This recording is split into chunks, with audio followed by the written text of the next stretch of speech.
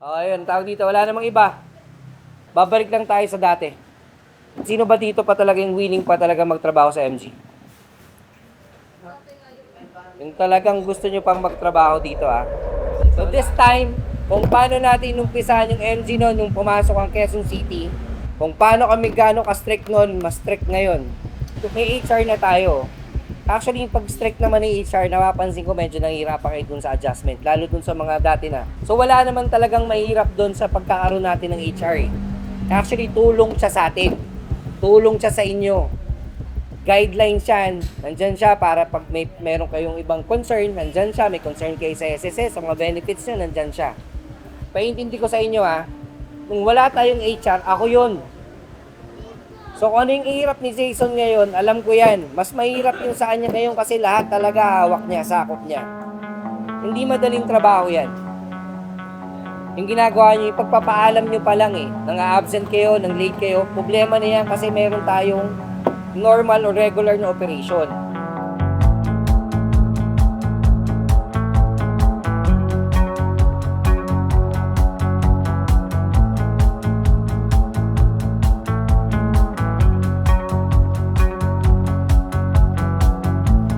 So, first and foremost, gusto namin kayo i-welcome sa Master Garage.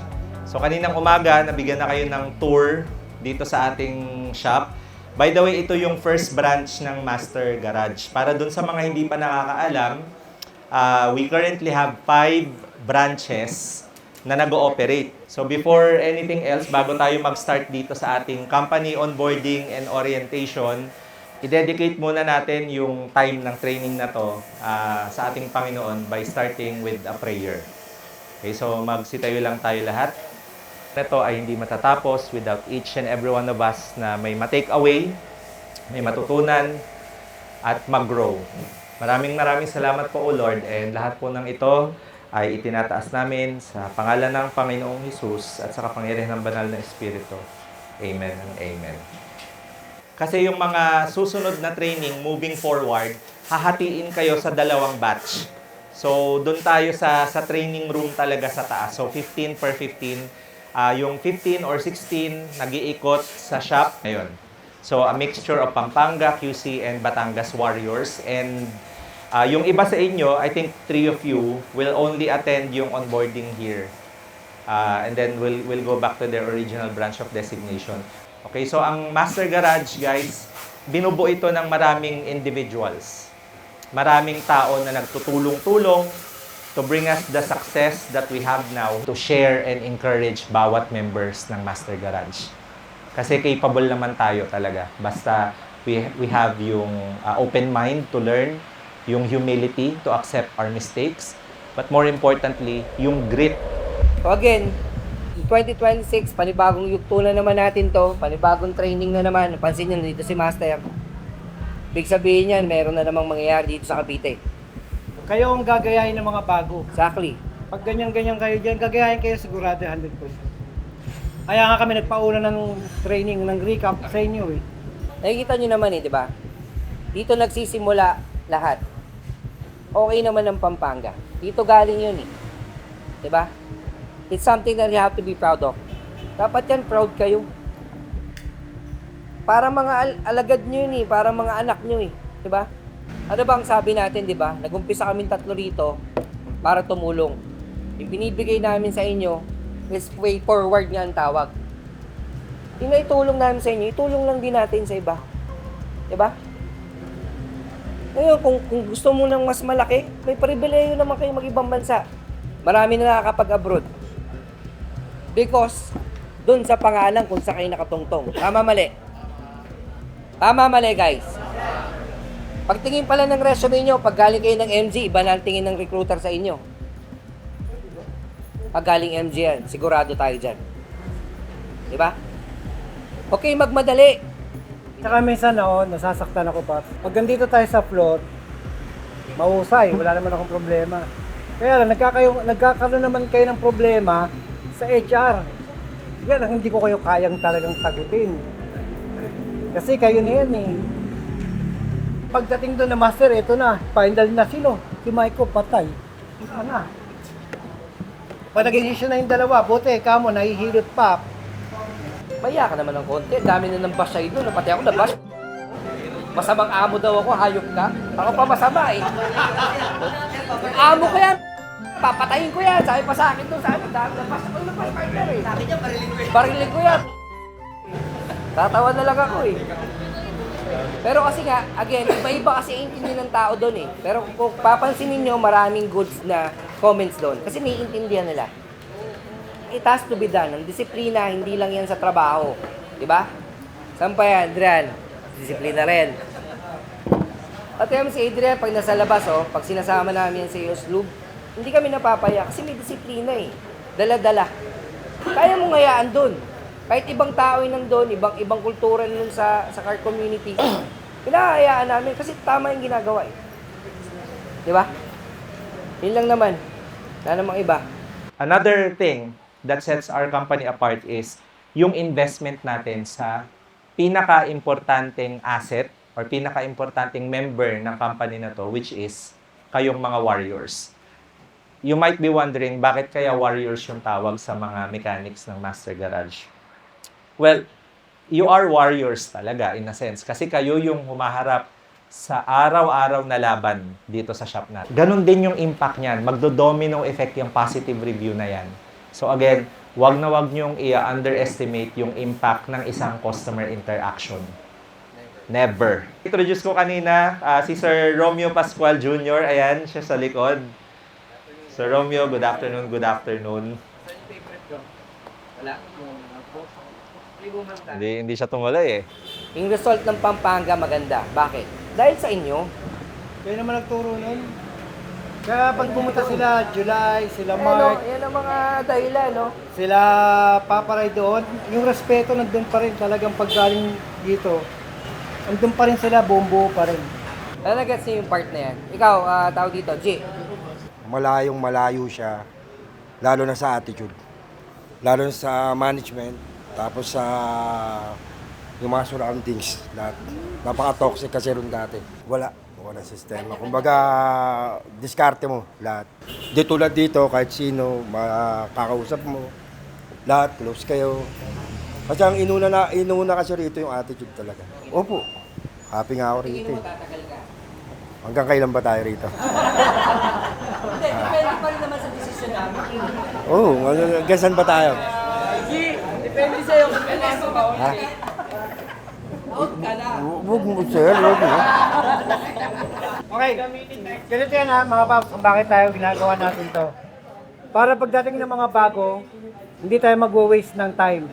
Kasi, mga eksperyensado na kayo, paps. Alam niyo na yung master garage. Alam niyo na yung rules. Alam niyo na yung mga hindi dapat gawin. Tama? Kaya, pag nandito tayo, paps, ayusin lang natin. Kung ano lang yung purpose natin dito sa master garage, mapasok lang tayo, ayusin lang natin yung unit.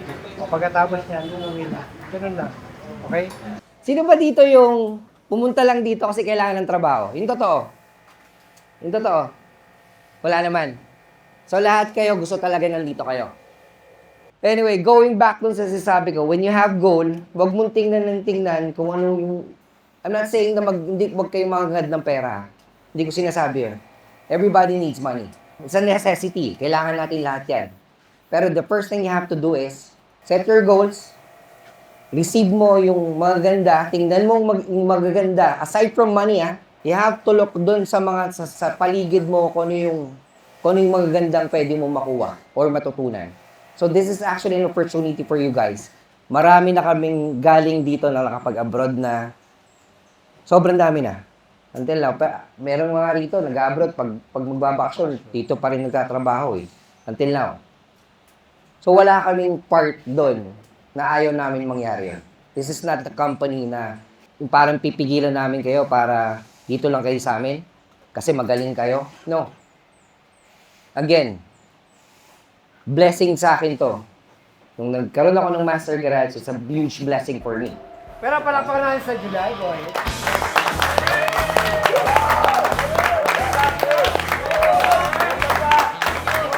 Welcome back! Mga 2 linggo lang yan, bababalik namin sa Pampanga. Naayos niya talaga yung Pampanga Totoo naman. at saka yung Quezon City. Very good talaga. Cool. Yan yung ano, Joel, teka. Ito yung perfect example ng sinasabi ko. Dumating yan dito, si Israel lang din yan. Si Adrian lang din yan. Totoo, Joel, hindi. Ganyan lang din si July noon nung dumating yan dito. Pero dahil nakinig, nakita mo kung nasaan na si July ngayon. Pa-London na yan. Palilipad na ng London yan.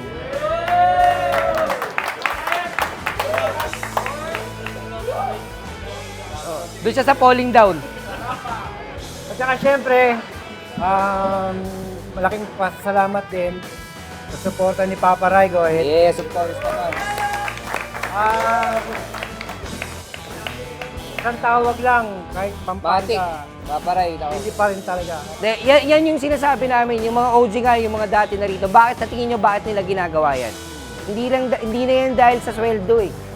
Andun na kasi yung puso nila, yung responsibility nila, yung pagtulong doon sa mga kapwa nila mekaniko, nandun na yun eh. Saka napakasarap lumapag, di ba? Kapag lumapag ka doon, alam mong Nire-respeto. nire-respeto ka, tama? Kasi hindi yan papayag doon na pupunta tapos ginagago-gago lang sila. Walang papayag. Kahit naman isang tao, paparay, Pampanga. Siguro mo, airconan lang. Nilipad pa ng Pampanga. Eh, kapag ganito, tulala na namang bangaw, di ba? Halika, di ba? Tumayo ka rito.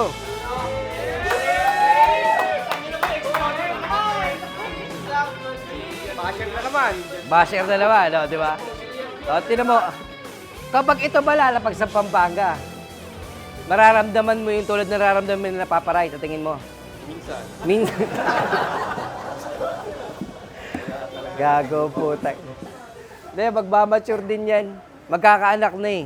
Mag-iiba na yan, oh. Tapos ng training nyo, wala nang petics. Wala nang ganun. So, yung 3 to 6 months nyo, ako, sasabihin ko talaga sa inyo, enjoyin nyo talaga yan. Kasi pag once na lang, yung first day ng 6 months nyo, ayan, natatawa si Ma'am Mira na sa likod eh. Kasi totoo na yun. Yun, sabi lang kasi, sabi nga namin, si Master Garage, hindi to yung ordinary shop. Si Sir, matagal niya lang alam yon eh. So, hindi siya biro, pero what we can promise, yung goals nyo, yung future goals nyo, we're gonna be part of it. Tutulungan namin kayong ma-reach yun. First thing they have to do is, makinig lang muna kay Sir Jason. Everything na sinasabi niya is very important. Kala nyo lang, hindi nyo magagamit yan. Kasi ako din, nagtitraining ako dati, hindi ako nakikinig eh. Problema ko, pagdating ko doon sa operation mismo, doon ako nangangamote. So, nung time nung napasok ako sa Teletech, hindi ako ganun masyado ka-familiar doon sa... familiar ako sa computers, pero hindi ako ganun talaga kagaling.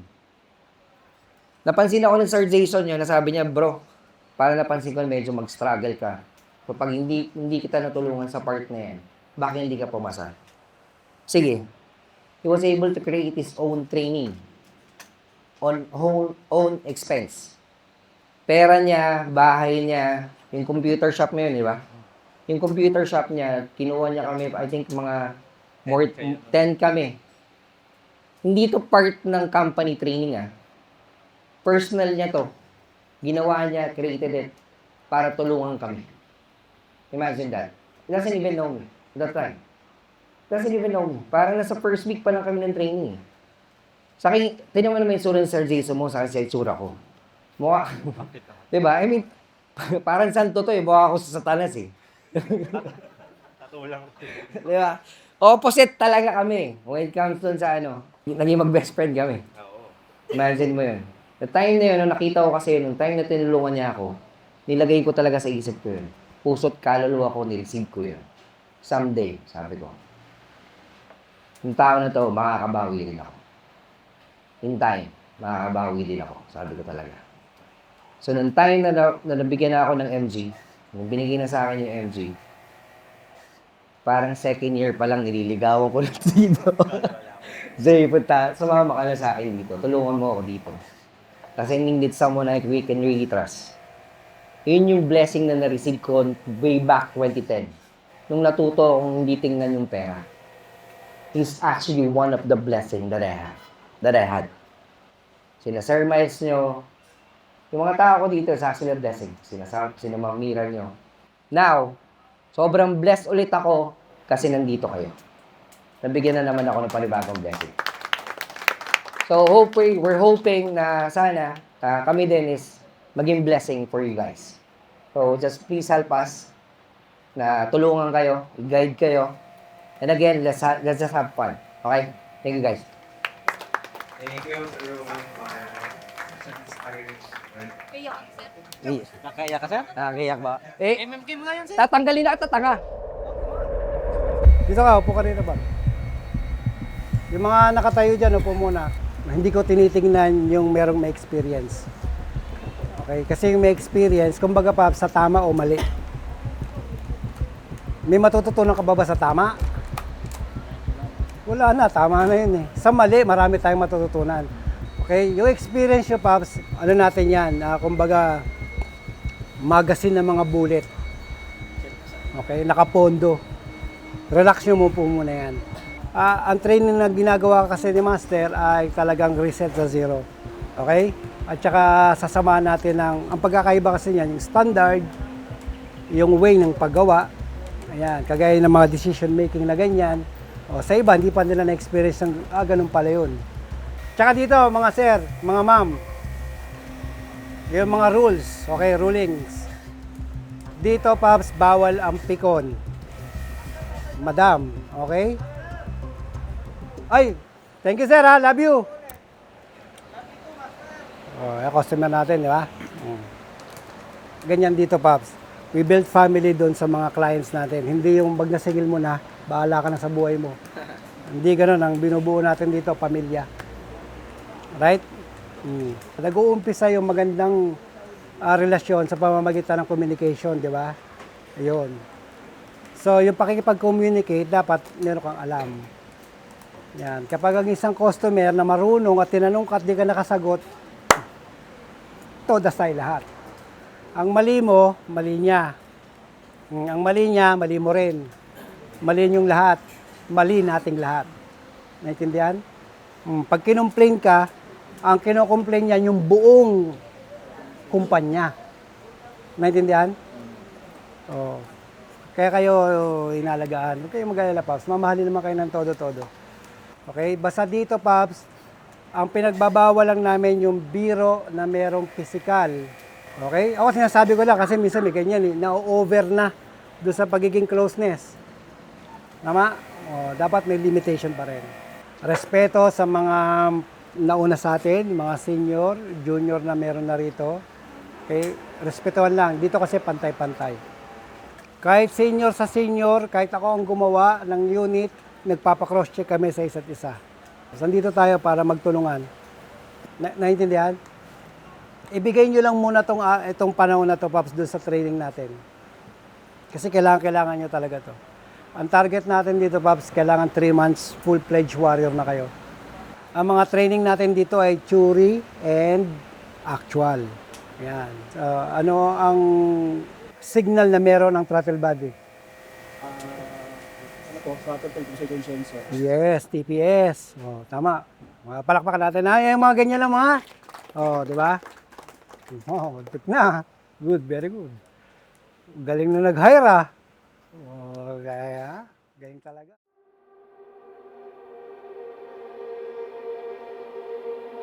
I like to remind people that this isn't just about another onboarding day. Today isn't just about training a new batch. It's about starting a new branch the right way from the start. So a lot of people think that HR is mainly about enforcing rules or paperworks. But in reality, HR exists to support the people behind the work, behind the job.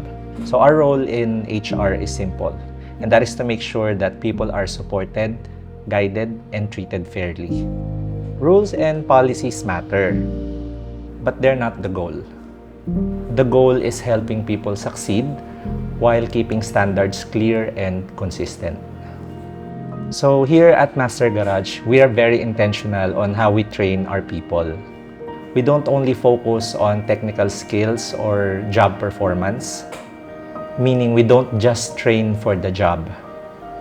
We also invest in life skills. Life skills like ethics, professionalism, health education, and financial literacy. Because at the end of the day, work is just one part of life. We believe who you become matters, just as much as what you do at work. That's why we don't pressure people to be perfect from day one, because we believe that growth takes time. We don't expect perfection. We expect effort, honesty, and the willingness to learn. And if you're here because you want to learn, to grow, and to succeed, and build something long-term, I believe that you're in the right place.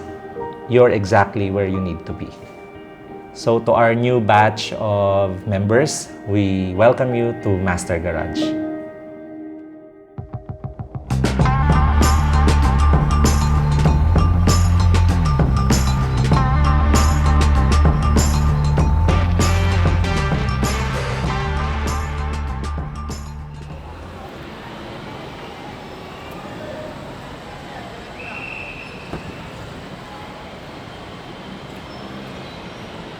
Eight daw, di ba?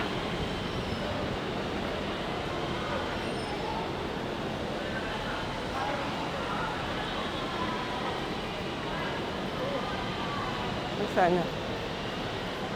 May 8. Kanino tumawag yun? Sa'yo? Ang cellphone na iwanan ko sa kotse.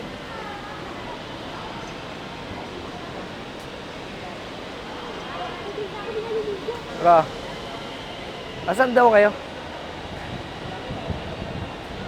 Labas ng anong bay? Oo, sige, sige. 7 saka ano? Ah, nakita na kayo? Nakita na kayo? Ay,